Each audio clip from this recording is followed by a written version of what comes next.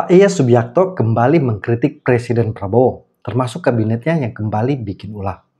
Pak Yaya mengkritik Prabowo agar hati-hati dalam berucap, terutama saat Prabowo mengklaim sebagai ahli perang, tapi mirisnya Ambalat dibagi dua dengan Malaysia. Padahal di era Jokowi, Ambalat sudah ditegaskan itu milik Indonesia. Pak Yaya juga mengkritik Nusron Wahid, Menteri Agraria dan Tata Ruang. Itu karena pernyataan Nusron bahwa rakyat gak punya tanah, semua tanah milik negara. Dan akhirnya Nusron minta maaf. Menurut Pak Iyas, mulut Nusron tidak beradab, padahal latar belakangnya santri. Pak Iyas juga mengkritik DPR dengan menyebut kumpulan para bajingan. Dia juga mengkritik keinginan Presiden untuk menampung 2.000 warga Palestina. Padahal Indonesia sendiri banyak rakyat tidak terurus. Untuk mengurus makanan bergizi gratis saja masih amburadul. Untuk lebih jelasnya, yuk kita simak bersama pernyataan Pak Iyas berikut ini. Selamat pagi Indonesia. Masih dalam suasana hiruk pikuk kabinet.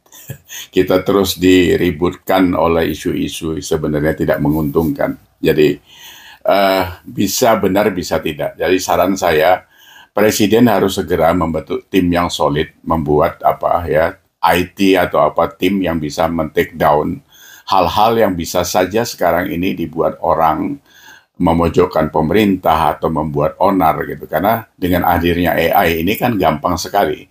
Gestur orang bisa digoyang, suara orang bisa diganti dan sebagainya. Ini kemarin saya dengar ya suara Pak Prabowo di pidato bahwa dia adalah seorang jenderal. Jadi memang bakatnya itu di perang gitu.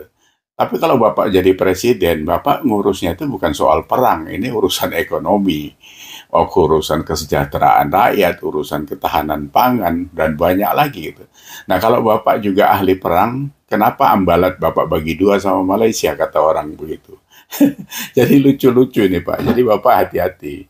Makanya hati-hati, jangan banyak ngomong ya. Nah, terus yang lain, ini di akar rumput sekarang sedang ribut mengomentari soal mulutnya Nusron Wahid. Nusron Wahid ini kan anak santri ya, orang yang kesana kemari pakai peci. Tapi mulutnya itu nggak beradab gitu. Dia bicara soal penyitaan tanah dan sebagainya itu, yang dia bilang itu mbahmu pun nggak punya tanah atau itu bukan tanah mbahmu. Loh, dia sendiri mbahnya juga nggak punya tanah kan. Padahal kita semua ini juga nantinya ditanam di tanah gitu loh, Gus Nusron. Jadi Anda ngomong itu nggak bisa sembarangan, ya. Jangan mentang-mentang jadi menteri, terus kami ini dianggap tai anjing saja begitu. Nggak bisa seperti itu. Karena kalian itu kan mandator. Kami ini mandator. Jadi kami yang memberi mandat untuk kalian sebagai pelaksana kepentingan masyarakat. Jangan dibalik. Jangan kalian jadi tuan. Tuannya itu adalah rakyat. Kan Pak Prabowo sudah bilang waktu kampanye, jangan cuma kampanye saja dipakai, habis itu lupa. Ini Pak Prabowo yang harus mengingatkan itu. Sama dengan Saifullah Yusuf juga kan gitu. Mengatakan bahwa yang anak sakit perut di Bogor makan MBG kemarin katanya, mungkin belum terbiasa makan enak. Hei Bung, Anda kayak orang gedongan saja. Dulu juga di kampung sama aja kita makan telo. Bahasamu itu loh tidak baik. Tidak sopan, tidak menjijikkan menurut saya. Nah, kalian itu kan anak-anak santri. Masih ingat kan pesan Nabi Muhammad? Letakkan hatimu di depan lidahmu. Supaya kau nggak ngomong sembarangan. Ini saya pikir bukan untuk mereka berdua saja. Kita ini pun harusnya seperti itu. Jadi Pak Prabowo juga kan seperti itu juga. Kadang-kadang pidato juga masih telontar kata-kata kasar. Bapak kan presiden, kadang-kadang keluar juga bahasa monyet lah segala macam. Nggak bagus Pak seperti itu. Itu ditiru oleh anak buah Bapak. Ya, jadi kacau banget kalian ini. Kami di akar rumput ini memperhatikan ini kabinet apa. Sampai orang bilang jangan pakai kabinet merah putih lah, nggak pantas itu katanya itu. Kabinet merah putih kayak gini, koperasi merah putih nggak jelas. Orang bilang jangan KMP, KOP sekarang. Jadi kabinet one pitch. Jadi terlalu suci memakai merah putih itu kalau isinya orang-orang sekelas kalian gitu. Ya, banyak orang ini kalau nggak ada resapel, nggak dibubarkan kabinet ini makin hari makin panas gitu. Nah, Pak Prabowo kemarin kan memuji-muji bahwa kabinet ini luar biasa, sudah bekerja 10 bulan dengan luar biasa dengan hasilnya. Ukurannya apa? Saya sudah sampaikan kan. Ukurannya apa? Bapak ngambil parameter dari mana? Sukses indikatornya apa? Kan harus jelas. Kalau cuma dipuji-puji saja ya Bapak ya habis Bapak. Kan saya bilang mereka ini kan penjilat semua. Karena ini kabinet ini politik Pak. Bukan regu di apa di batalion. Kalau batalion Bapak berani bohong itu taboin itu. Kalau di sini semuanya kan ngeles. Nah, yang lain lagi apa? Ini isu pagi ini dari tadi malam apa? Dirutnya Agrinas Pangan Nusantara mundur karena ada ketidakcocokan dengan Danantara. Nah, dia bilang Danantara tidak bisa mengemban misinya presiden. Ini orang saya pikir patut diacungi jempol. Jadi dia merasa ini tidak benar, dia keluar dari apa jabatan itu. Ini menunjukkan bahwa di dalam Danantara itu memang tidak beres. Banyak sejak awal kan ketua pengarah atau apalah namanya Dewan Pembina, wong itu koruptor kok. Burhanuddin Abdullah itu kan orang tahu semua dia koruptor. Dia bekas napi. Kita mau jadi ketua RT aja pakai SKCK. Masa megang Danantara geloyor begitu saja bekas koruptor. Pak Prabowo ini saya pikir kurang sensitif.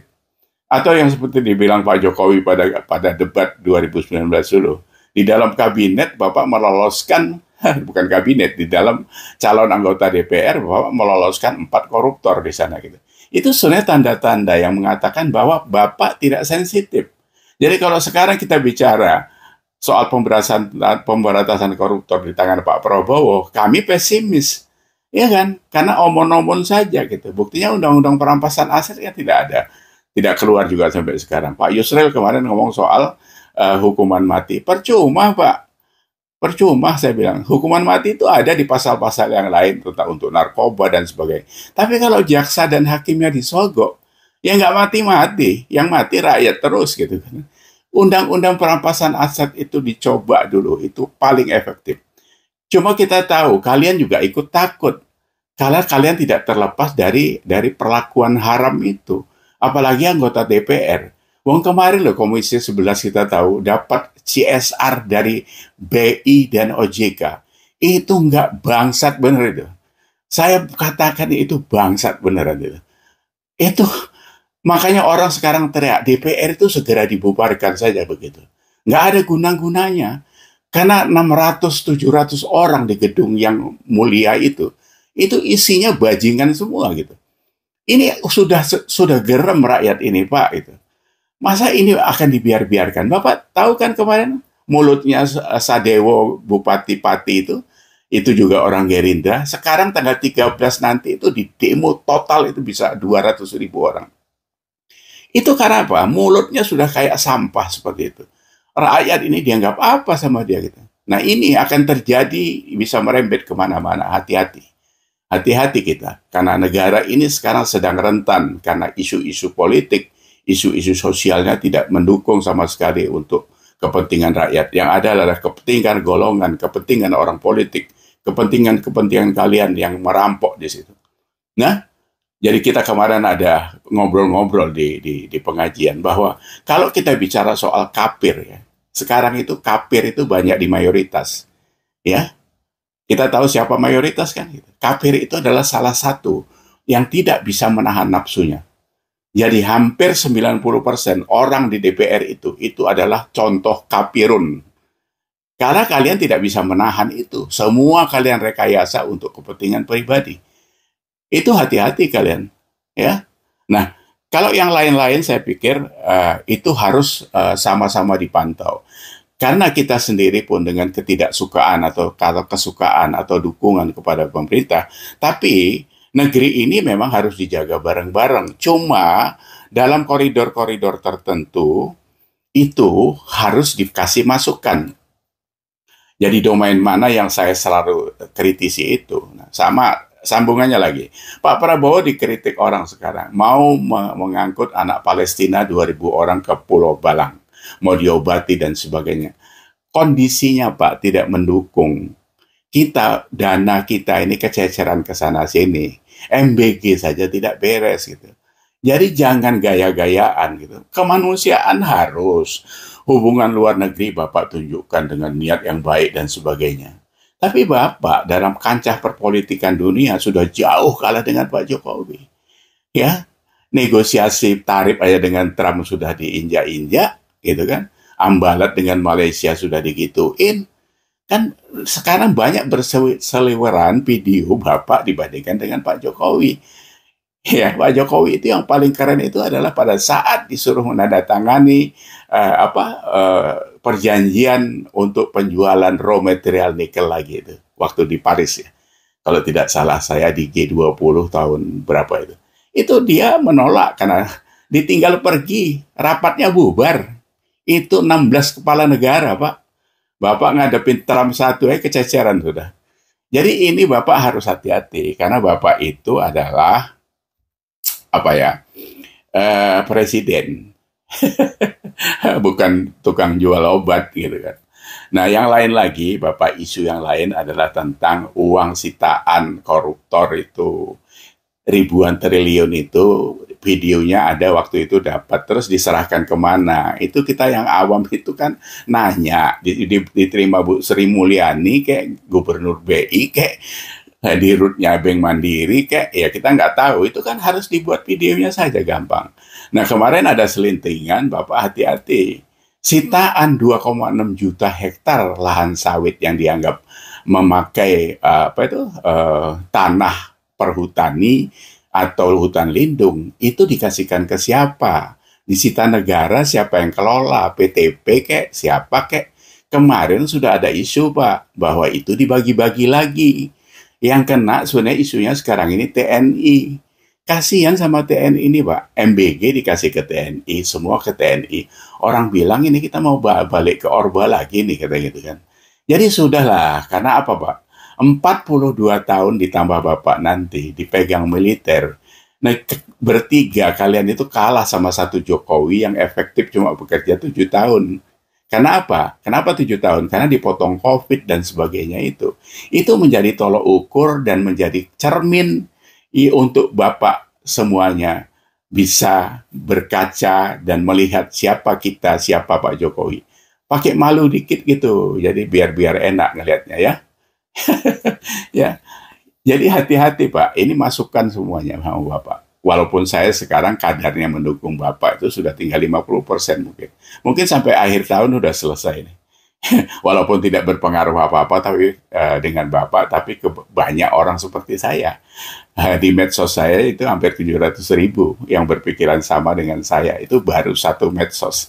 Ya, jadi hati-hati ya, bukan ngancam ini, tapi Bapak sebagai orang yang berpendidikan, berwawasan, punya tekad untuk memajukan negara ini, jangan asal-asalan begini. Ya, saya pikir untuk sementara begitu dulu hari ini. Terima kasih. Assalamualaikum. Saya setuju 100% dengan Pak Iyas. Sebagai pendukung Prabowo Gibran, memang harus juga memberikan kritikan konstruktif agar pemerintah bisa berbenah. Yang penting juga kritik Pak Iyas itu agar Prabowo tidak hanya sekedar mengubar janji tanpa tindakan nyata, seperti menangkap koruptor hingga ke Antartika. Karena jika hanya kor-kor di mulut, betul kata Pak Iyas, Prabowo itu jauh lebih mirip tukang jual obat, bukan presiden. Terima kasih, salam kontra narasi.